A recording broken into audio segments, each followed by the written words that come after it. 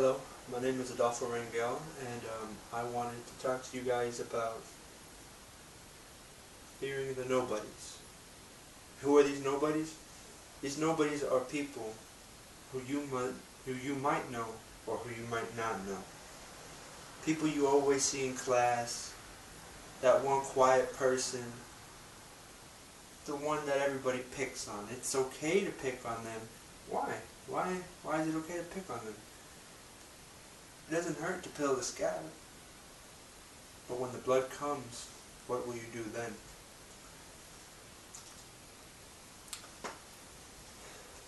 From what I can understand, the majority of the school shootings that have happened in the United States have all come from troubled youths.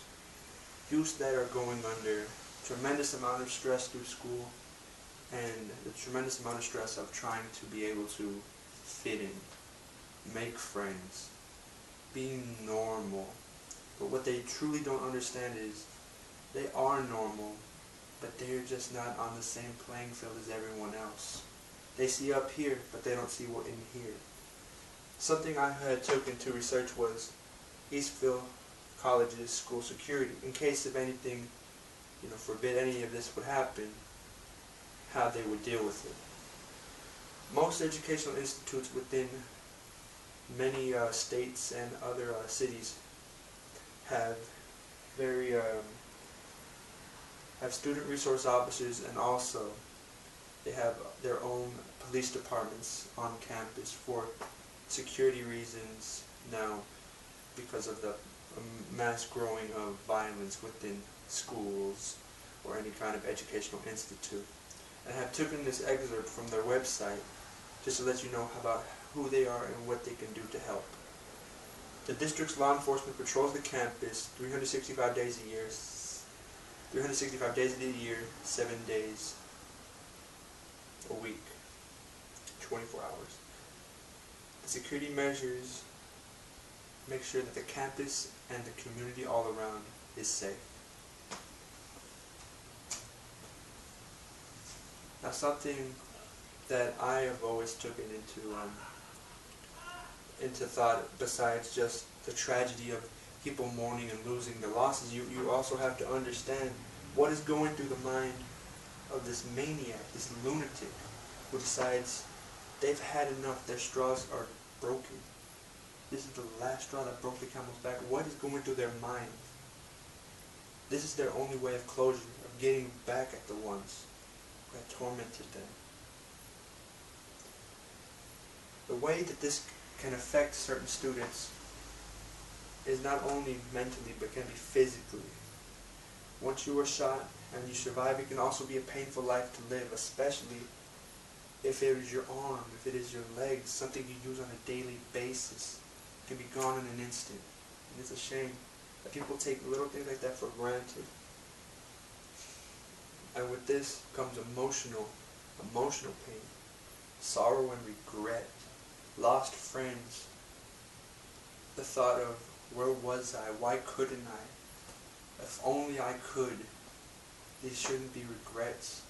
These should be already taken place. They should be done with.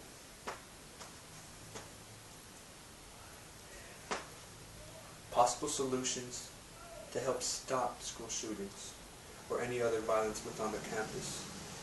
I believe that and it is posted in an article that I have also cited at the end, that teachers are now teaming up with police officers around the state, especially in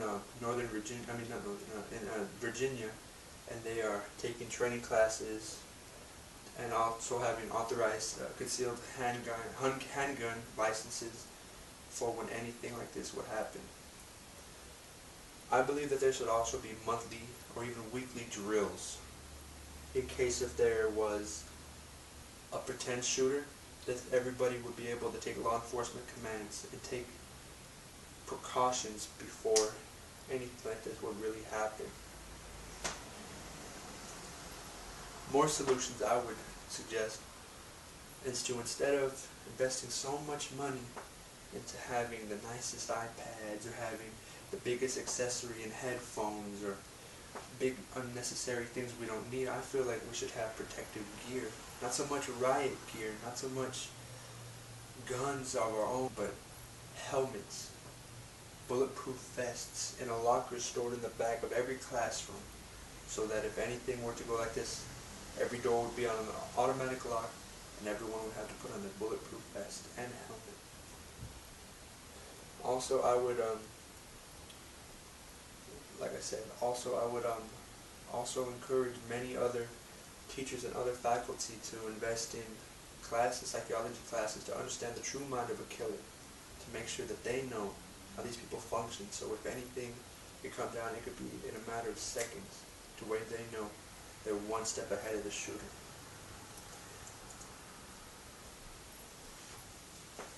Inside the mind of a killer, inside the mind of a maniac, the lunatic, the crazy person, the nobody. The one you once picked on, the one that no one ever understood why. Why? I feel that more so now. It is not the boy to blame, the girl to blame, the parents to blame. Something goes through our minds. It's not natural.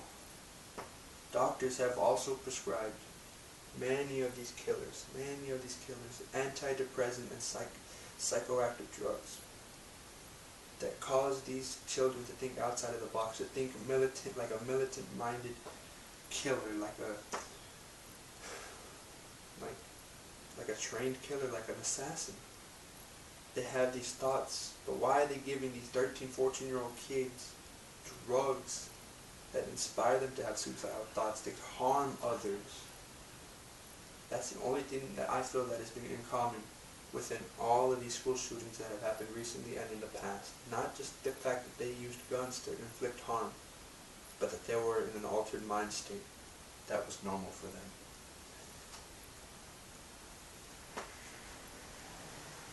And also, another thing that can add to it is why the fact teachers just let this go on. Why do students let this go on and never stand up for one another? Why is it that nobody takes Fear the Nobodies to heart? Why is it that teachers can't stop this from happening? I know we're not all mind readers, but we can tell when something's not right.